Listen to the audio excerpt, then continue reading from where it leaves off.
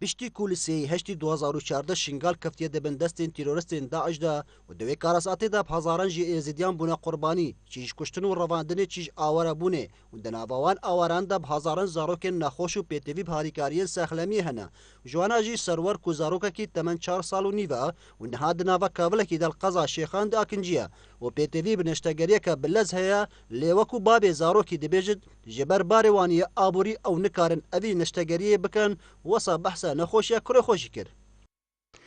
وقال لك شو ممنونين اولا بجوكي مايا إنا ساغا وش ما نايم بان عملياتا حوالي مستشفى دهوغي جي كرنا تضخم أمع البالية أفهش كبويا وتنها عمري شارس جاسالو نيفن تنها أو إيشال بالية ومش ما ناي أم شاركا يبكنش بي مصرفي وش ما مشخوديت في جي باوين دارو وخير خوازا مساعدة ما بكانوا وحساب ما بقيوان وشارك ما في زاروكي بكان خديت اشتقنا هاتا باما خديت بي من الشيخ عندنا هاجي ترمبيلاوي هاي سيداناوي هاي ترمبيلي دويدهان ودنا وان وزلامي فقير فابان دیکا zarokî bi dilekî pêrxem wesa behsa nexweşiya kurêxwe diket û daxwaz diket ji her xêrxwazekî yan ji rêxerawekê ku destê harîkariyê bi gehta wan da ku kurê wê ji vê metirsiyê bête dûrkirin.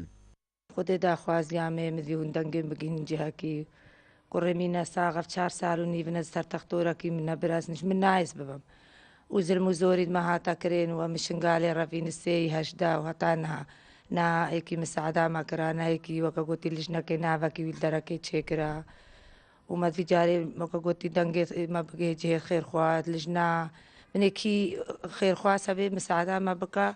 û emeliyeka vî kurkî çêke û bigihînê cihekî ava tehwîlîş me re çêkirina tehwîlîş müsteşfa dehokê re xwedêş me nayê zilamê min jî şixulekî nake û betalên û weke gotî imkaniyeke me nîne û